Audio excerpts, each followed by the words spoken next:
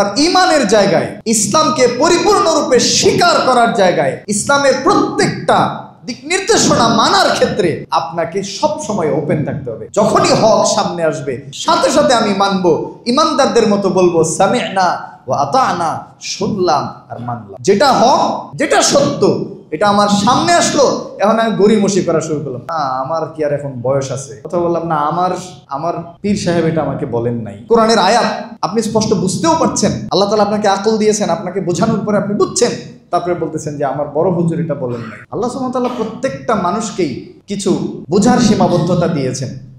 আমার হুজুর, আমার অনুসৃত পীর, সে সব কিছু বুঝবে এটা কি কোনো গ্যারান্টি আছে? কারণ মানুষ কখনো পরিপূর্ণ না।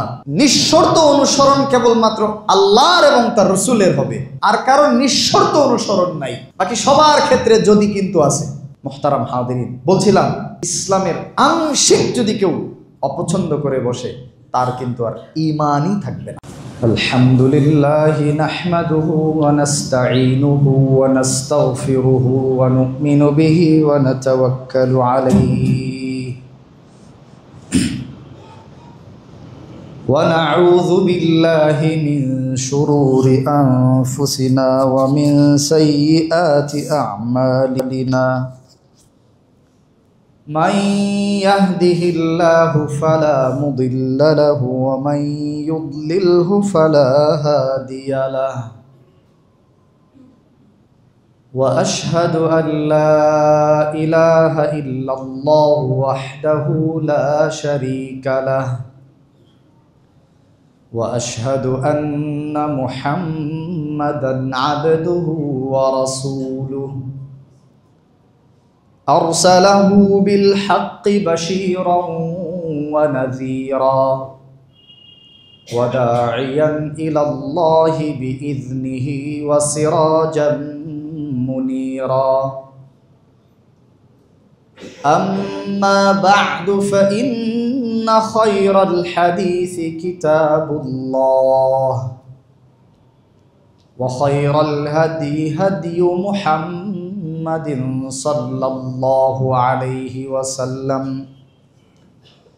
وشر الأمور محدثاتها وكل محدثة بدعة وكل بدعة ضلالة وكل ضلالة في النار. أعوذ بالله من الشيطان الرجيم.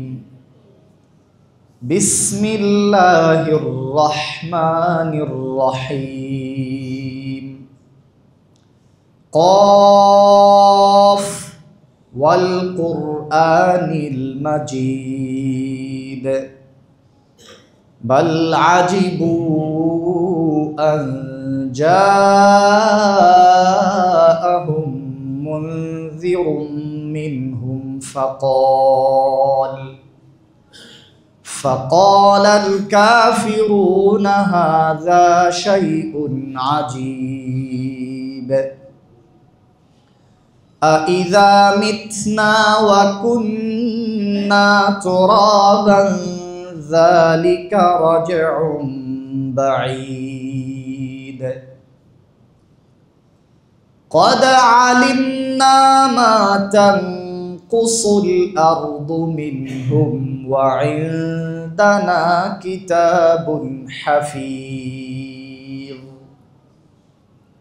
بل كذبوا بالحق لما جاءهم فهم في أمر مريج.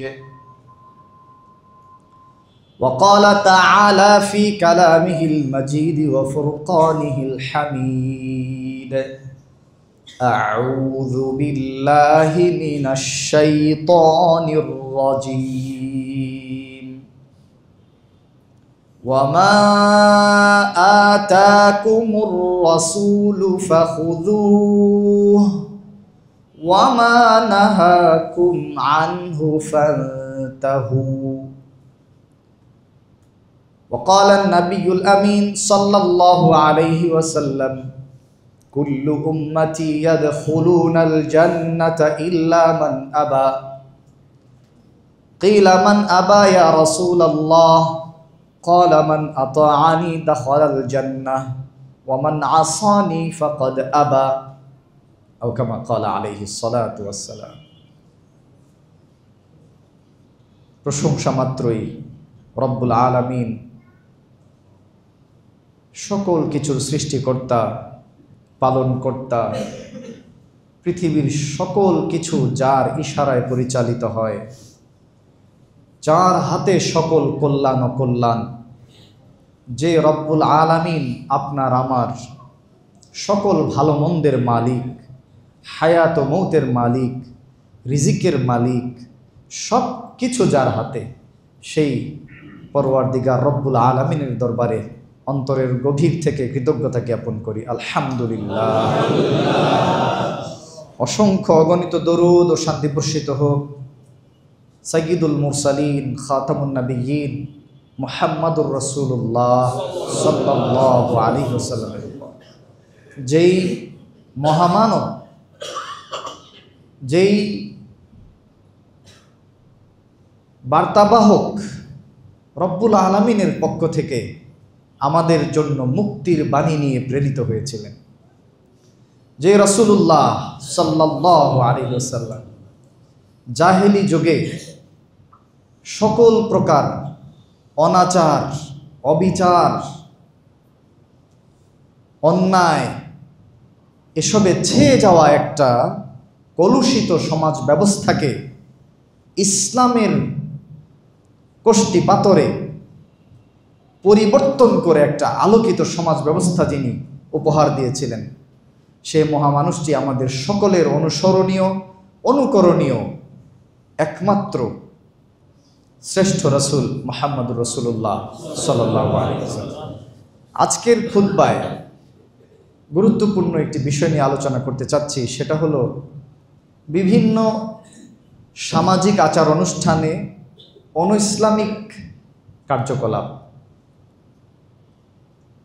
আমি একটা বিষয়ে প্রায়ই খুব বেশি হাইলাইট করার চেষ্টা করি, ছোটবেলা থেকেই এটা আমার ভিতরে আলাদা করে কাজ করে, আমার নিজের জীবনেও, এবং আমি যাদের সাথে কথা বলি সবার সাথেই দিনী ভাইদেরকে আমি এই বিষয়টাতে সবসময় উৎসাহিত করি এবং তাদেরকে দেখাবার চেষ্টা করি এই চিত্রটা ইসলামের। সেটা হলো কি, যে ইসলাম, এটা আমরা সবাই জানি, ইসলাম শুধুমাত্র মসজিদ, মাদ্রাসা, জিকির, আজকার, সলাত, সিয়াম, হাজ, এই গুটি কয়েক আচার অনুষ্ঠানের মধ্যে সীমাবদ্ধ নয়।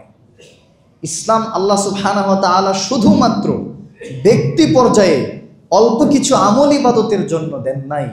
ইসলাম এসেছিল একটা কমপ্লিট কোড অফ লাইফ বা একটা সামগ্রিক জীবন ব্যবস্থা হিসেবে, যে জীবন ব্যবস্থার আলোকে আপনার ব্যক্তিকে যেমন আপনি প্রতিষ্ঠিত করতে পারবেন আল্লাহর বান্দা হিসেবে, জান্নাতি মানুষ হিসেবে, সৎ, আদর্শবান, ন্যায়নিষ্ঠার ধারক বাহক হিসেবে, একই সাথে আপনি এই ইসলামের আলোকে পরিবার গঠন করতে পারবেন, যে পরিবার হবে পৃথিবীর শ্রেষ্ঠ পরিবার। এটার আলোকে আপনি এমন একটা সমাজ ব্যবস্থা প্রতিষ্ঠা করতে পারবেন যে সমাজ হবে পৃথিবীর বুকে উজ্জ্বল, আদর্শ একটি সমাজ, আইডিয়াল একটা সমাজ ব্যবস্থা, যেই ইসলাম দিয়ে আপনি গোটা পৃথিবীকে আলোকিত করতে পারবেন। কারণ আল্লাহ সুবহানাহু ওয়া তাআলা এই কোরআনের মধ্যে, ইসলামের মধ্যে রাসূল সাল্লাল্লাহু আলাইহি ওয়াসাল্লামের মাধ্যমে সমাজে প্রতিষ্ঠা করে দেখিয়েছেন যে এটা দিয়ে পুরা সমাজ ব্যবস্থা পরিবর্তন করা সম্ভব। শুধু সম্ভবই না, এটা করা জরুরি, বাধ্যতামূলক। সেই জন্য আল্লাহ রাব্বুল আলামিন কোরআনে বলছেন, উদখুলু ফিস সিলমি কাফা, তোমরা ইসলামে পরিপূর্ণরূপে প্রবেশ করো। গর্তে শুধু মাথা ঢোকালাম, বাকি শরীর যদি বাইরে থাকে ওটা কিন্তু শত্রুর আঘাতে কাটা পড়ে যাবে। তো আপনাকে পরিপূর্ণরূপে ইসলামে প্রবেশ করতে বলেছেন আল্লাহ সুবহানাহু ওয়া তাআলা, এবং বলছেন ওয়ালা তাত্তাবিউ খুতুওয়াতিশ শাইতান, আর শয়তানের অসংখ্য পথ ও পদাঙ্ক অনুসরণ করো না। কারণ শয়তানের পথ একটি নয়, অনেক। অনেক পথ শয়তানের, কোন চোরাগুলিতে কখন আপনি ঢুকে যাবেন বুঝতেই হয়তো পারবেন না। সেই জন্য ইসলামের রাস্তা ধরে সোজা হাঁটা ধরতে হবে জান্নাতের দিকে ইনশাআল্লাহ, আল্লাহর দিকে ইনশাআল্লাহ। তো এই যে পরিপূর্ণরূপে ইসলামে প্রবেশ করে, এটা আল্লাহ তাআলার নির্দেশ। কাফাতান, একেবারে পরিপূর্ণরূপে সকলে মিলে ইসলামে প্রবেশ করতে হবে। আংশিকভাবে ইসলাম মানার কোনো সুযোগ নাই। কেউ শুধুমাত্র সলাৎ দিয়ে জান্নাতে যেতে পারবে না। সলাৎ জান্নাতে যাওয়ার একটা বড় মাধ্যম। কেউ সলাৎ আদায় করে কিন্তু ইসলামের কিছু বিষয় সে অপছন্দ করে। টাকা পয়সা আছে, সে যাকাত দেয়, কিন্তু ইসলামের কিছু বিধিবিধান তার পছন্দ হয় না।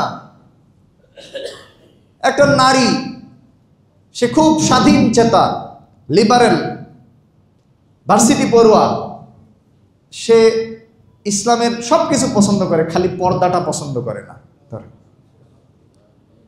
তার কি বিন্দু পরিমাণ আর ইমান থাকবে? শেষ, 100% বেড়ে যাবে। এখন সে ধরেন 5 ওয়াক্ত সালাতই শুধু পড়ে না, সে তাহাজ্জুদও পড়ে, সে ধরেন নিয়মিত কোরআন তেলাওয়াত করে, সকাল সন্ধ্যার ঘুমের জিকির আজকার করে, মানুষকে উপকার সব করে, খালি পর্দাটা পছন্দ করে না। একটু ইসলাম তার মধ্যে আর থাকবে না। এটা একটা মানে অঙ্কের মতো। এটা করতে হলে আপনাকে একদম আপাদমস্তক অঙ্কটা করে রেজাল্ট মিলাইতে হবে। রেজাল্ট যদি এক জায়গায় যদি খালি একটা সংখ্যা 1 যদি মিস হয়ে যায়, তাহলে অঙ্ক পুরাটাই বাদ। এখানে পরীক্ষক আপনাকে 1 নম্বরও আর দিবে না। সূত্রে ভুল হইলে, হ্যাঁ, ডাক যখন আপনি সাজাইছেন অঙ্কের ডাক, সেখানে হয়তো ভাষার পরিবর্তন থাকতে পারে, ভুল ত্রুটিও থাকতে পারে, বানান ভুল হয়েছে, ঠিক আছে, শিক্ষক বলে যে একটা অঙ্কের মধ্যে একটা বানান ভুল করছে, এটাতে যায় আসে না, হিসাব ঠিক আছে, সেটা হচ্ছে আমাদের গুনাহ। কিন্তু আপনার ইমানের জায়গায়, ইসলামকে পরিপূর্ণরূপে স্বীকার করার জায়গায়, ইসলামের প্রত্যেকটা দিক নির্দেশনা মানার ক্ষেত্রে আপনাকে সব সময় ওপেন থাকতে হবে। যখনই হক সামনে আসবে, সাথে সাথে আমি মানব, ইমানদারদের মতো বলবো সামি'না ওয়া আতা'না, শুনলাম আর মানলাম। যেটা হক, যেটা সত্য, এটা আমার সামনে আসলো, এখন আমি গড়িমসি করা শুরু করলাম, না আমার কি আর এখন বয়স আছে, কথা বললাম না, আমার পীর সাহেব এটা আমাকে বলেন নাই, কোরআনের আয়াত আপনি স্পষ্ট বুঝতেও পারছেন, আল্লাহ তাআলা আপনাকে আকল দিয়েছেন, আপনাকে বোঝানোর পরে আপনি বুঝছেন, তারপরে বলতেছেন যে আমার বড় হুজুর এটা বলেন নাই। আল্লাহ সুবহানাহু ওয়া তাআলা প্রত্যেকটা মানুষকেই কিছু বোঝার সীমাবদ্ধতা দিয়েছেন। আমার হুজুর, আমার অনুসৃত পীর, সে সব কিছু বুঝবে এটা কি কোনো গ্যারেন্টি আছে? কারণ মানুষ কখনো পরিপূর্ণ না। তো নিঃশর্ত অনুসরণ কেবলমাত্র আল্লাহর এবং তার রসুলের হবে, আর কারণ নিঃশর্ত অনুসরণ নাই। বাকি সবার ক্ষেত্রে যদি কিন্তু আছে। মুহতারাম হাদিরিন, বলছিলাম ইসলামের আংশিক যদি কেউ অপছন্দ করে বসে, তার কিন্তু আর ঈমানই থাকবে না। আল্লাহ তাআলা বলছেন, আফাতুমিনুনা বিবাদিল কিতাবি ওয়া তাকফুরুনা বিবাদ, তোমরা কি আল্লাহর কিতাবের কিছু অংশ মানো আর কিছু অংশ স্বীকার করো?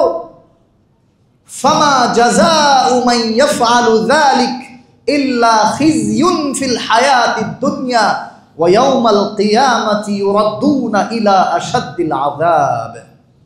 যারা এমনটি করবে, ইসলামের কিছু অংশকে মানবে, উপযুক্ত মনে করবে, আর কিছু অংশ দেখে নাক ছিটকাবে, তাদের পরিণতি, তাদের প্রতিদান, তাদের বদলা কি হতে পারে এটা ছাড়া যে দুনিয়াতে তাদেরকে লাঞ্ছিত করা হবে আর আখিরাতে তাদের ঠেলে দেওয়া হবে কঠিনতম শাস্তির দিকে। দুনিয়াতে লাঞ্ছনা আর আখিরাতে যন্ত্রণাদায়ক শাস্তি কাদের জন্য? যারা ইসলামকে পরিপূর্ণভাবে মানে না। আংশিক মানি, আংশিক পছন্দ হয় না। একটা হচ্ছে আমি মানতে পারি না, দুর্বলতা, নিজের মধ্যেই অপরাধবোধ কাজ করতেছে, আহা আমি এই বিধানটা মানতে পারছি না, কষ্ট হচ্ছে, চেষ্টা করছেন, কষ্ট হচ্ছে, আপনার ঈমান আছে। আরেকজন বলছেন না, এটা এই সমাজের সাথে যায় না, এটা ব্যাকডেটেড নিয়ম, যেটা আমরা এখন দেখতে পাচ্ছি।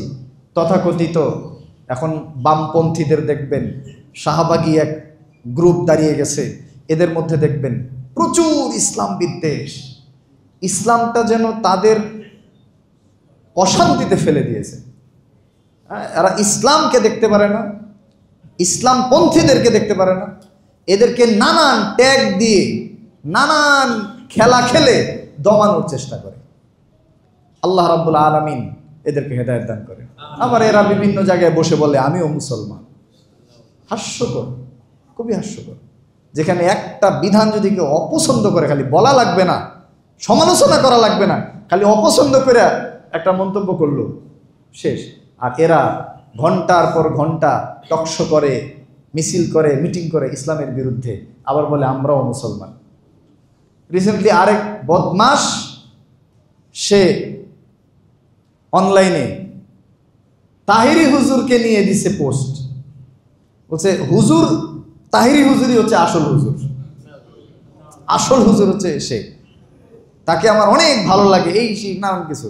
সে নিয়মিত মুসলমানদেরকে নিয়ে কটাক্ষ করে, ইসলাম নিয়ে বিদ্বেষ পোষণ করে।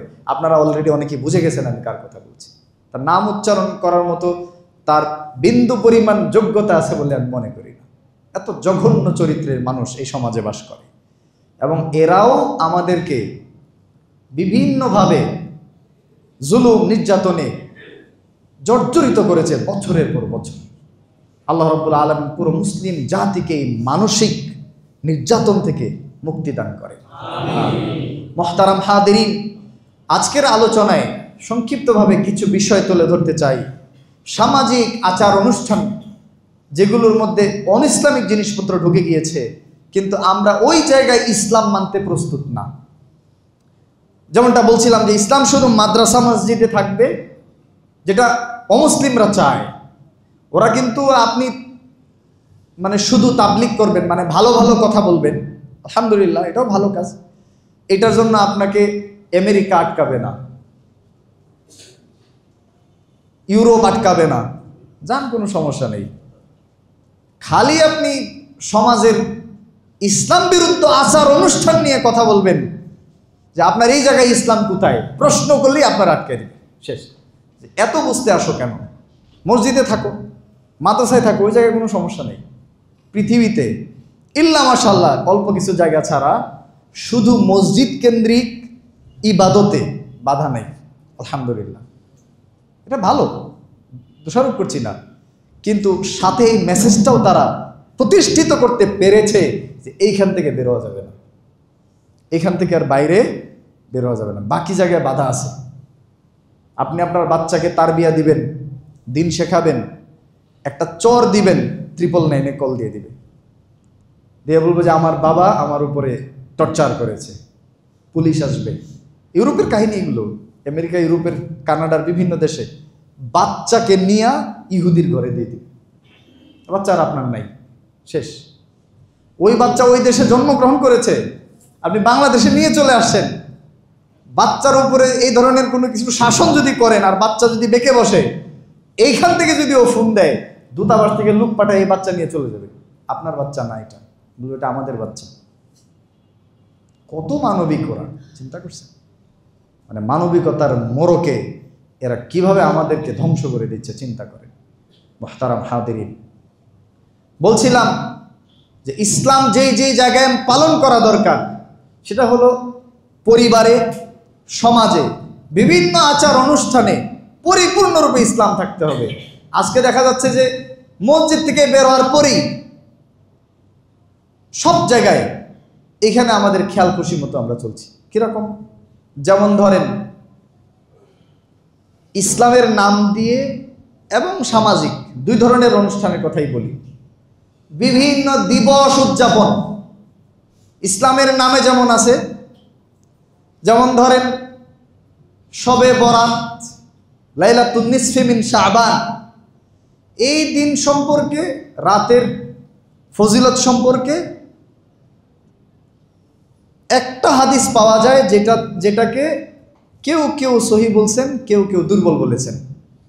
সেখানে কি বলা হয়েছে? এই রাতে আল্লাহ তাআলা তার বান্দাদেরকে ক্ষমা করে দেন মুশরিক এবং মুশাহিন, হিংসুক, বিদ্বেষ পোষণকারী আর মুশরিক ছাড়া আল্লাহ তাআলা বাকিদেরকে ক্ষমা করে দেন।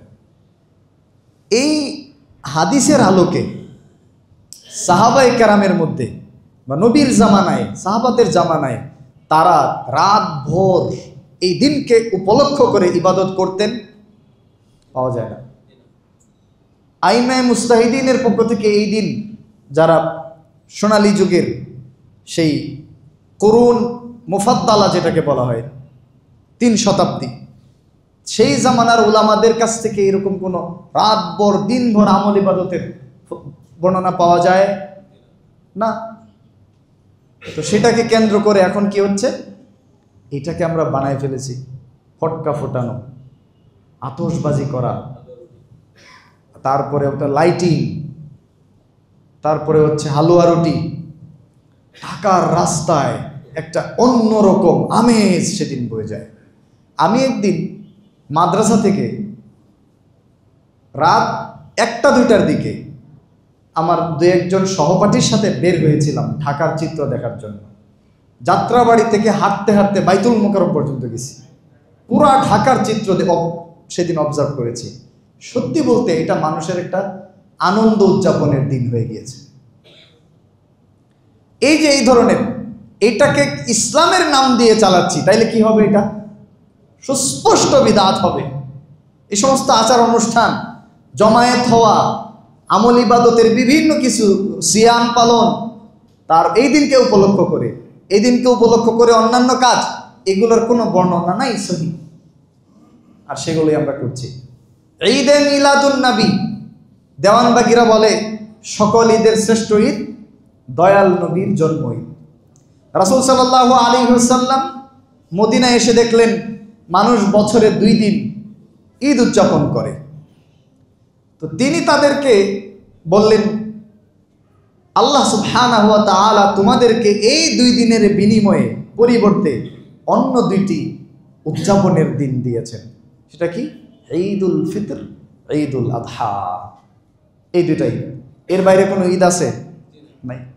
ওই দিন দেখলাম এক ভিডিওতে এক তরুণ ওই যে জশ্নে জুলুস, ঈদে মিলাদুন নবী উদযাপন করে। সে বলছে আমার কাছে ঈদ একটাই, রাসূলের জন্মদিন।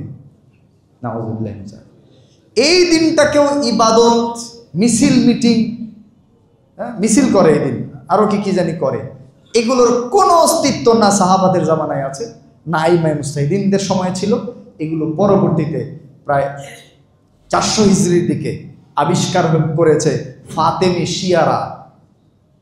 এবং দুঃখজনক বিষয় হলো, কারো জীবনে যদি 2টা ঘটনা ঘটে, প্রথমটা হলো আনন্দের, পরের ঘটনাটা হচ্ছে দুঃখের, সে যদি উদযাপন করতে চায়, সে কি ওই প্রথম আনন্দের দিনটা বারবার উদযাপন করবে, না পরে যে দুঃখটা আসছে সেটা নিয়ে দুশ্চিন্তা করবে, কষ্ট পাবে? তো রাসূল সাল্লাল্লাহু আলাইহি ওয়াসাল্লামের জন্ম আনন্দের, কোনো সন্দেহ নেই, কিন্তু তিনি মারা গিয়েছেন, পরলোক গমন করেছেন, বিদায় নিয়েছেন দুনিয়া থেকে। আল্লাহ তাআলা কোরআনে বলছেন, ইন্নাকা মাইয়িতুন ওয়া ইন্নাহুম মাইয়িতুন। তো আগের নবী আম্বিয়ারাও পার হয়ে গেছেন, গত হয়ে গেছেন। মাইয়িত শব্দের অর্থ কি? মৃত্যু। তো এরা এই শব্দ ব্যবহার করবে না, কোরআনের শব্দ ব্যবহার করতে ভয় পায়, বলে হায়াতুন নবী, জিন্দা নবী, ইত্যাদি ইত্যাদি। কোরআনের শব্দ নিয়েও তাদের আপত্তি। তো এইভাবে তারা রাসূল সাল্লাল্লাহু আলাইহি ওয়াসাল্লামের জন্মদিন পালন করে, অথচ 12ই রবিউল আউয়াল রাসূল সাল্লাল্লাহু আলাইহি ওয়াসাল্লামের মৃত্যুর দিন। এতে কারো কোনো দ্বিমত নাই, সবাই একমত। কিন্তু 12ই রবিউল আউয়ালে রাসূল সাল্লাল্লাহু আলাইহি ওয়াসাল্লামের জন্ম হয়েছে, এই ব্যাপারে কোনো নির্ভরযোগ্য মত নাই। যারা মত দিয়েছেন সেটা দুর্বল।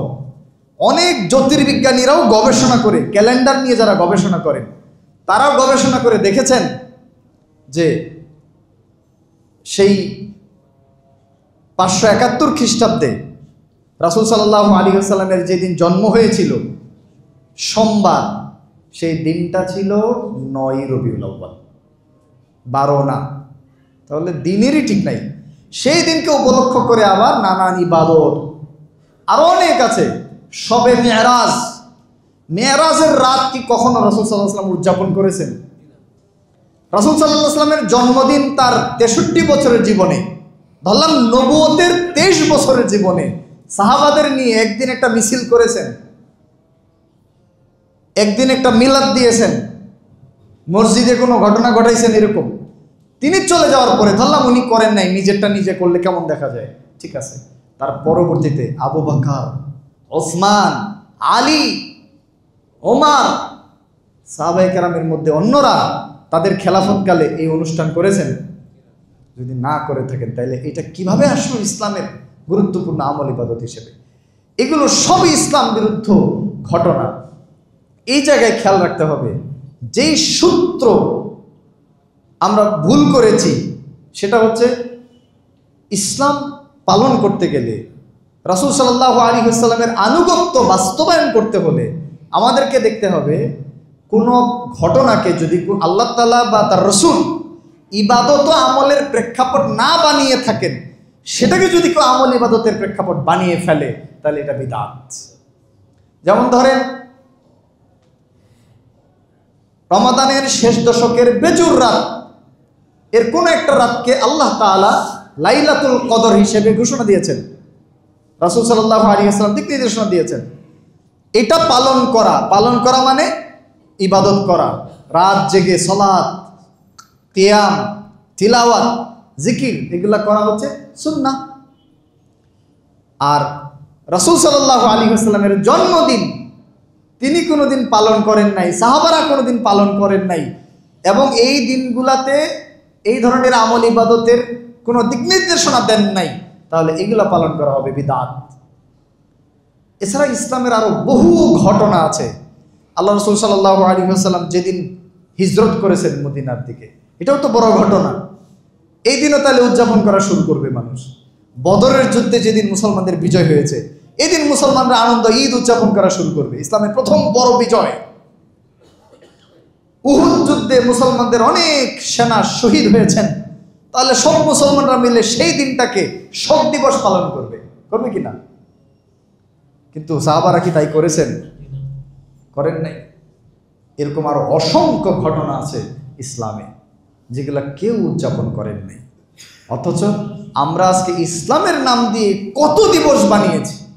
এছাড়াও আমরা ইসলামের নামের বাইরেও সামাজিক বিভিন্ন দিবস বানিয়েছি। অমুকের মৃত্যু দিবস, শোক দিবস, তারপরে নেতার জন্মদিন, তারপরে অমুক ডে, তমুক ডে, অনেক দিবস। আর এই দিবসে কি কি করতে হবে? কবরে যায়া ফুল দিতে হবে, নাউযুবিল্লাহ, ঠাহা শিরক, ঈমান থাকবে না।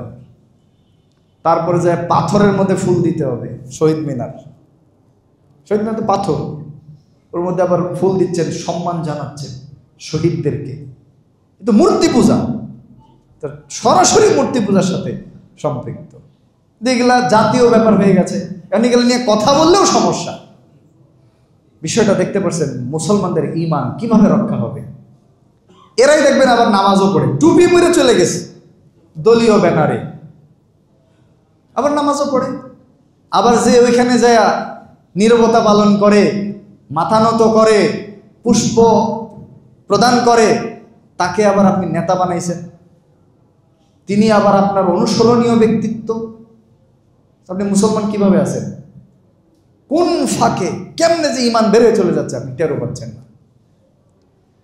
তাকে আপনি আবার ভোট দিচ্ছেন, সে জিতে এসে এই ধরনের কাজ করছে, আপনার সাপোর্ট নিয়ে সে মানুষকে মুশরিক বানাচ্ছে, আপনার সমর্থন নিয়ে সে মানুষকে শিরকের দিকে নিয়ে যাচ্ছে, আল্লাহর অবাধ্যতার দিকে নিয়ে যাচ্ছে, জুলুম করছে। তো এটার দায়িত্ব আপনারও, জবাব দিতে হবে আপনাকে। আল্লাহ তাআলা আমাদেরকে হেফাজত করেন।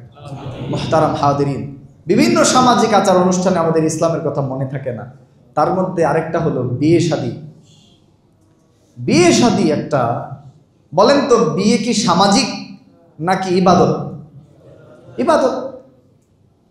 বিয়ে করতে কে নির্দেশ দিয়েছেন? আল্লাহ সুবহানাহু ওয়া তাআলা। তিনি বলছেন ফানকিহু মা তাবা লাকুম মিনান নিসা মাসনা ওয়া সুলাসা ওয়া রুবা। তোমরা বিয়ে করো নারীদের মধ্য থেকে তোমাদের পছন্দ মতো, 2 2, 3 3, 4 4। এই যে বিয়ের নির্দেশনা আল্লাহ সুবহানাহু ওয়া তাআলা দিয়েছেন, এটাকে আমরা বানিয়েছি সামাজিক আচার অনুষ্ঠান, যেমন খুশি তেমন সাজ টাইপের অনুষ্ঠান। কি কি হয় এই বিয়েতে? কি কি হয়? 1 নম্বর, পাত্রী দেখা থেকে শুরু। পাত্রী দেখতে গেছেন, সাথে নিয়ে গেছেন বন্ধু বান্ধব, আর দোলাভাই নিয়ে পাত্রীর সামনে একটা বাজারের দোকানের যেরকম জিনিসপত্র প্রোডাক্ট, এর মতো করে আপনি দুনিয়ার সব মানুষকে দেখায় বেড়াচ্ছেন। আপনার বন্ধু বান্ধব নিয়ে গেছেন, দোলাভাইদেরকে নিয়ে গেছেন, হ্যাঁ, বড় ভাই ছোট ভাইদেরকে নিয়ে গেছেন, বাবারে নিয়ে গেছেন, সবার সামনে পাত্রীর চুল খুলে দেখাচ্ছেন, পা খুলে দেখাচ্ছেন, হ্যাঁ, হাইটা দেখাচ্ছেন, এই ওই। মানে কি এটা ইসলাম?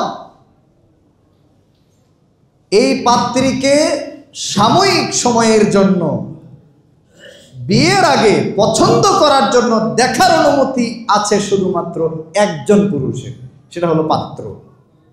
বাবার এখানে দেখার কিছু নাই, ভাই দোলা ভাইয়ের এখানে দেখার কিছু নাই। ভাই দোলা ভাই কেন যাবে? আবার বলতেছেন বিদেশ থেকে ছেলে বলতেছে, বাবা তুমি পছন্দ করলে এটাই চলবে, আমার দেখারই দরকার নেই, তুমি পছন্দ করলে এটাই। আর আপনি বলতেছেন কত ভালো আমার ছেলেটা, দেখছেন? নাউযুবিল্লাহি মিন যালিক। আপনার ছেলে মোটেও ভালো না, আপনিও ভালো না, আপনি কেন দেখতে যাবেন? পাত্রী দেখতে যাবে শুধুমাত্র পাত্র, এবং পাত্রের সাথে পরিবারের গুরুত্বপূর্ণ নারী সদস্যদের সে সাথে নিতে পারে। তার বোন যাবে, তার মা যাবে, তার ভাবিরা যাবে, সমস্যা নাই। যারা আছে ফুপু খালা সবারই নিয়ে যান, কোনো সমস্যা নেই। কিন্তু আপনার বাবা কেন যাবে? যদি যায়ও বাইরে বসে থাকবে। আর আমরাই কেমন গায়রতহীন, মানে ব্যক্তিত্বহীন মানুষ। আমার মেয়েটাকে এতগুলা পুরুষের সামনে আমি বসাই দিছি, কেমনে সম্ভব এটা? আল্লাহ আমাদেরকে হেফাজত করে। আমার সাথে এরকম ঘটনা ঘটেছে, সমাজের সাথে যুদ্ধ করা খুব কঠিন আসলে। আমার কোনো এক বন্ধুর জন্য পাত্রী দেখতে যাওয়া হবে, তো বলছে আমাকে সাথে নিয়ে যাবে। ঠিক আছে যাব। সাথে আরো 2-3 জন আছে, সবাই দিনদার দাড়িওয়ালা মানুষ মাশাআল্লাহ। তো আমার ওই বন্ধুর সাথে আমি 2 জায়গায় পাত্রী দেখতে গিয়েছি। তো যাওয়ার পরে যেই রুমে পাত্রী দেখাবে ওই রুমে সবাইকে ডাকলো। তা আমার সাথে যারা ছিলেন ওনারা চলে যাচ্ছেন। বলছে সর্বনাশ, আপনারা এখানে যেতেছেন আর এই অনুষ্ঠানের সাক্ষী হবো আমি? নাউযুবিল্লাহি মিন যালিক। এই বলে আমি আস্তাগফিরুল্লাহ পরে ঘর থেকে বেরিয়ে চলে আসি, যেটা করতে দেওয়া যাবে না। ওনারা কিন্তু নামাজি মানুষ, সালাত আদায় করে, দাঁড়িয়ে আছে, টাকনার উপরে কাপড়, কিন্তু এই জায়গায় ইসলামের কথা মনে নাই, এখানে পর্দার কথা মনে নাই। আল্লাহ আমাদেরকে হেফাজত করে। অনেক ভুল ত্রুটির শিকার আমরা হয়ে যাই। আমাদেরকে সমাজ এরকম করে মানে পেঁচায় পুচাগুলোর মধ্যে ফেলাই দেয়।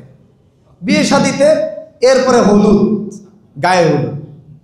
গায়ে হলুদের অনুষ্ঠান করবেন না আপনি, আত্মীয় স্বজনকে আপনি মুখ দেখাইতে পারবেন না। কি হবে গায়ে হলুদের দিন? ছেলেকে গোসল করাবে তার ভাবিরা, তার খালাত্তো চাচাত্তো ফুফাত্তো বোনেরা, অথচ এই সবকটা তার জন্য নন মাহরাম। এদের সামনে যাওয়াই তার জন্য হারাম। দিয়া তারে গোসল টোসল দিবে, তারপরে রং মাখবে, তামাশা করবে, আর মিউজিক উচ্চ আওয়াজে গান বাজাবে, মিউজিক বাজাবে, আর ফটকা ফোটাবে সময়। প্রত্যেকটাই ইসলাম বিরোধী কাজ। একটা পবিত্র বিয়ের অনুষ্ঠানকে জঘন্য, অবৈধ, হারাম একটা নির্লজ্জ অনুষ্ঠানে পরিণত করেছি আমরা। এই ধরনের, এখন আপনি বাড়ির মুরব্বী, দিনদার মানুষ আলহামদুলিল্লাহ, আপনাকে কেউ পাত্তাই দিচ্ছে না, আপনি বলে পারতেছেন না। আচ্ছা, এরপরে গায়ে হলুদের এই অনুষ্ঠান, সাবধান, বিয়ের এই অনুষ্ঠানকে কেউ কখনো অপবিত্র করবেন না। কিসের গায়ে হলুদ? এগুলো হিন্দু সংস্কৃতি থেকে আসছে, ওরা করে। আবার কি কি করে, ওই আপনার একটা কুলার মধ্যে ধান নিবে, ঘাস নিবে, তারপরে গিলা নিবে, এই নিবে, ওই নিবে। এগুলা কালচার, এগুলা না করলে মনে হচ্ছে বিয়েই হয় না। কি বিয়ে করলা গায়ে হলুদ নাই? এই সমস্ত ব্যাপারে আমাদের প্রত্যেককেই খুব শক্ত হাতে দমন করতে হবে, খুবই শক্ত হইতে হবে। আপনি পুরো দেশের পরিবেশ পরিবর্তন করতে যদি নাও পারেন, আপনার বাড়ি থেকে শুরু করেন। আমার বোনের বিয়ে হবে, যদি এই বিয়েতে এই ধরনের নোংরামি হয়, আমি এই বিয়েতে থাকবো না। আমার ভাইয়ের বিয়ে, ছেলের বিয়ে, এই ধরনের কিছু হইলে কিন্তু আমি কোনো বিয়েতে নাই, তোরা তোদের মতো কর, বাড়ি ছেড়ে চলে যাবে। আল্লাহ আমাদেরকে হেফাজত করে। এরপরে গিয়ে হচ্ছে আপনার বিয়ের দিন। বিয়ের দিন তো ছেলে মেয়েদের অবাধ মেলামেশার দিন, কারোর সাথে কারো কোনো পর্দা নাই। গান ছেড়ে ছেলে মেয়ে এখন যেটা করে, ডিজে পার্টি, নাচ গান চলছে। আর গান যে শুরু হয় 1 সপ্তাহ ধরে চলতেই থাকে। আশেপাশের মানুষের ঘুমের সমস্যা, পড়ালেখার সমস্যা, নামাজের সমস্যা, মসজিদে আজান হয়ে গেছে, গান বন্ধ হয় না। এইগুলা অনুষ্ঠানাদি বন্ধ করতে হবে শক্তভাবে। যেসব বিয়েতে এগুলা হবে, আমরা মুসলমানেরা কখনো এইগুলাতে অংশগ্রহণ করতে পারি না। এটা তাদেরকে উৎসাহিত করে। যখন আপনার সামনে নাচা গানা হচ্ছে, আপনি দাড়ি টুপিওয়ালা মানুষ, দিনদার মানুষ, সালাত আদায়কারী মানুষ, আপনি যখন এটাতে যাবেন, তখন এটা একটা নীরব সমর্থন হয়ে যায়। এখানে যাবেন না, আপনি ধমক দেন, একটা আওয়াজ উঁচু করেন, ঠিক হয়ে যাবে ইনশাল্লাহ। আমি বহু আগে থেকে এগুলা করে দেখেছি। মানুষ ছোট হইলেও কথা বললে কাজ হয়, আলহামদুলিল্লাহ। আমি আমার বাচ্চাদেরকে নিয়ে, ছোট বাচ্চাদেরকে নিয়ে এক বিয়ের অনুষ্ঠানে দাওয়াত পেয়েছি, নিজের এলাকায় যাচ্ছি, রাস্তা থেকেই শুনতে পাচ্ছি ভয়ঙ্কর গানের আওয়াজ। বাড়ির সামনে যেই আমাদেরকে রিসিভ করতে আসছে, সাথে সাথে বলেছে এই গান কে বাজাচ্ছে, এবং খুব চরমভাবে শক্ত শব্দ ব্যবহার করে বলেছে এগুলোকে সব এখনই লাথি দিয়ে ভেঙে দিব। এরা কোথায়? এই বলতেই বাচ্চা পোলাপান যে কটা ছিল সব কিছু দৌড়, গান টান ফালায় রে বন্ধ। এই যে আমি বলেছিলাম যে লাথি দিয়ে ভেঙে দিব সব, আমার বাচ্চারা এই শব্দ মুখস্থ করেছে। এরপরে যখনই কোথাও গান শুনেছে বলছে এইগুলো বাবা লাথি দিয়ে ভেঙে দেওয়া উচিত। এই ধরনের গায়রত এবং হারামের ব্যাপারে সচেতনতা নিজের মধ্যে তৈরি করেন, বাচ্চাদের মধ্যে তৈরি করেন, যেন আপনার পরিবার, আপনার সন্তানাদি গান শুনলে কানের মধ্যে আঙ্গুল দেয়। এইভাবে করে ফাইট করতে হবে সমাজের সাথে, যাতে এইগুলা কোথাও আর হতে না পারে। যেখানে এগুলা হবে ওটা বর্জন করেন। বাড়ির সামনে যান, যা বলেন এখানে এই ধরনের ভয়ঙ্কর অশ্লীল কাজকর্ম হচ্ছে, এই কারণে আমি তোমাদের বিয়েতে নাই, এর কারণে যদি তোমাদের সাথে আমার সম্পর্ক যাবে, আমি নাই, এগুলো আপনি চলে আসেন, ব্যাস মেসেজ চলে গেল একটা। এর পরের বার কয়েকবার চিন্তা করবে যে এটা করবো কি করবো না। মুহতারাম হাদিরিন, এই বিয়ের অনুষ্ঠান দিতে পাত্রী এবার পাত্রীকে সাজায় নিয়ে আপনার মণ্ডপের মতো একটা সাজাইছে, ওইটাতে বসায় দিয়েছে। এবার পাত্রপক্ষের বন্ধু বান্ধব, পাড়া প্রতিবেশী, হ্যাঁ সবাই আসছে, ছেলেরা আসছে, মেয়েরা আসছে, আইসা ছবি তুলে নিয়ে এগুলা বাড়ির পুরুষ সদস্যদেরকে দেখায় মেয়েরা। ছেলেরাও ডাইরেক্ট ছবি তুলতেছে, শুধু দূর থেকে ছবি তুলতেছে না, বলছে আমার একটা ছবি তুলে দে পাত্রীর সাথে। নাউজুবিল্লাহ, মানে আপনার বউ আপনার বন্ধুর কাছে দিয়ে দিয়েছেন যে না ছবি তুল। আমি কি মিথ্যা কথা বলতেছি? এগুলো তো দেখা যায়, সোশ্যাল মিডিয়াতে আসে, মানুষ তাই করে। তো কিছুদিন আগে এক সেলিব্রিটির বিয়ে হয়েছে, বিরাট মসজিদে বিয়ে করছে, বিশাল সুনাম তাদের। পরের দিন ভিডিও ভাইরাল হয়েছে, গান ছাড়া দিয়ে ডিজে পার্টিতে নাচতেছে ওরা, বিরাট ইসলামিক, বুঝতে পারছেন? তো এই হলো আমাদের সমাজের অবস্থা। মুহতারাম হাদিরিন, সবাই সতর্ক ও সাবধান হতে হবে। বিয়ে একটা পবিত্র সম্পর্ক। আল্লাহ রাসূল সাল্লাল্লাহু আলাইহি ওয়াসাল্লাম বলছেন, মান তাজাওয়াজা ফাকাদ ইস্তাকমালা নিসফাদ দ্বীন, যে বিয়ে করলো সে তার দ্বীনের অর্ধেক পূরণ করলো।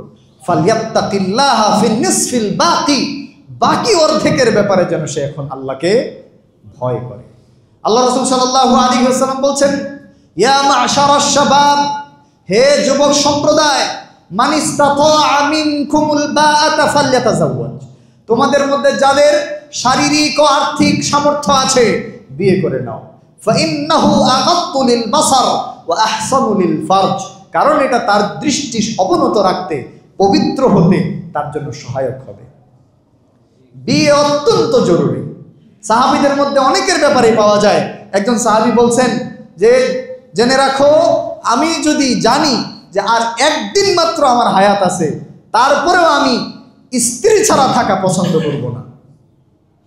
আমি চাই না যে আমি মারা যাই আর আমার কোনো স্ত্রী নাই, এরকম কোনো ঘটনা ঘটুক। তো পরিবার, বিয়ে একটা পবিত্র সম্পর্ক, এটাকে কোনোভাবেই যেন আমরা কলুষিত না করি। এরপরে আসে হচ্ছে এখানে যৌতুক। যৌতুক আর বিয়ের অনুষ্ঠানে অপচয়, এই দুটোকে একটু মিলান। দিতে হবে মোহরানা, উল্টা হয়ে গেছে যৌতুক। কথা ছিল আল্লাহ তাআলার নির্দেশ, ওয়াতুহুন্না উজুরাহুন্না নিহলা, নারীদেরকে তাদের মোহরানা খুশি মনে সন্তুষ্ট চিত্তে প্রদান করো। আর আমাদের এটা কোনো প্ল্যানেই নাই, পরিকল্পনাতেই থাকে না। আর মোহরানাকে আমরা বানাই ফেলছি এটা যেন গোয়াল ঘরের তালার মতো। মোহরানা এমনভাবে বাঁধবো যে ও যেন 10 বছর কামাই করেও এটা দিতে না পারে। কারণ কি? তাইলে আমার মেয়েকে তালাক দিতে পারবে না। আউযুবিল্লাহ, কি চিন্তা! অথচ এটা কার সামর্থ্য অনুযায়ী হবে? পাত্রের সামর্থ্য অনুযায়ী হবে। আবার উল্টা দিকে দেখেন, 2 লাখ টাকা মোহরানা, 1 লাখ টাকা মোহরানা, এটা জামাই দিতে পারে না, এটা মাফ চায়, ভিক্ষা চায় স্ত্রীর কাছে। আবার বিয়ের অনুষ্ঠানের খরচ 5 লাখ, ওই কমিউনিটি সেন্টারের ভাড়া 1.5 লাখ, তো মোহরানা 1 লাখ, 2 লাখ, 3 লাখ দিতে পারে না। কি অভাব! চিন্তার পরিবর্তন দরকার। কোনো এই আচার অনুষ্ঠানে তো বিশাল অনুষ্ঠান করতে হবে কেউ বলে নেই। সবার আগে হচ্ছে মোহরানার টাকা সংগ্রহ করা। মোহরানার টাকা, বাবা সামর্থ্যবান হলে ছেলেকে সেই টাকাটা দেন, যে নাও বাবা তুমি বিয়ে করবা, তোমার মোহরানার টাকাটা এটা তুমি তোমার স্ত্রীর হাতে দিবা। তারপরে অনুষ্ঠান সামর্থ্য অনুযায়ী। আপনি যদি না পারেন, একটা হাঁস মুরগি জবাই করে 10 জন 20 জন মানুষকে ওলিমা করে দেন। ছেলের দায়িত্ব, মেয়ের বাবার তো দায়িত্বই নেই কোনো। মেয়ের বাবা বিশাল অনুষ্ঠান আদি করবে, আমার মেয়ে বিয়ে দিচ্ছি, মানুষজন দেখাতে হবে না, একেবারে গরু জবাই করে পুরো এলাকা দাওয়াত দিয়েছে। দরকার নাই তো আপনার, এটা আপনার দায়িত্ব না। ওলিমা করবে ছেলে, বাকি খুশি হয়ে মানুষকে যে কেউ খাওয়াইতে পারে, এটাতে কোনো সমস্যা নেই। কিন্তু এটা বাধ্য করা পাত্রপক্ষ থেকে যে আমরা আসতেছি 200, আমরা 100 জন আসবো। আপনি জিজ্ঞেস করেন, ভাই আপনি আমাদের মেহমানদারি করতে চাচ্ছেন? আচ্ছা তাইলে আমরা কয়জন আসবো? আসেন 20 জন আসেন। হ্যাঁ 20 জনই যান, 21 জনও যাবেন না, এটা হারাম, নিষেধ। এইভাবে যদি আমরা চিন্তা করি, ইসলামটাকে আমাদের জীবনে বাস্তবায়ন করার চেষ্টা করি, সকল আচার অনুষ্ঠানে ইসলাম, সম্পত্তির বন্টনের ক্ষেত্রে তখনও ইসলাম থাকে না। দেখা যায় যে মেয়েদেরকে ওই দূরে বিলের মধ্যে একটু জায়গা দিছি, আর রাস্তার পাশের জমিটা ছেলে। মেয়েদের সম্পদ আছে এটা জানি না অনেক জায়গায়, মেয়েদের আবার সম্পদ থাকে নাকি? 20 বছর 50 বছর 100 বছর পার হয়ে গেছে, দেখা গেছে এই মেয়ের মায়ের সম্পদও এখনো আসে নাই, ওর নানির সম্পদও এখনো বাপের বাড়ির লোকজন ভোগ করতেছে। আছে না নাই? এই যদি হয় আমাদের ইসলামের অবস্থা, আল্লাহর কাছে কি জবাব দিব ভাই? তাই চলেন সকল ক্ষেত্রে ইসলামটাকে বাস্তবায়ন করার চেষ্টা করি, সকল ক্ষেত্রে।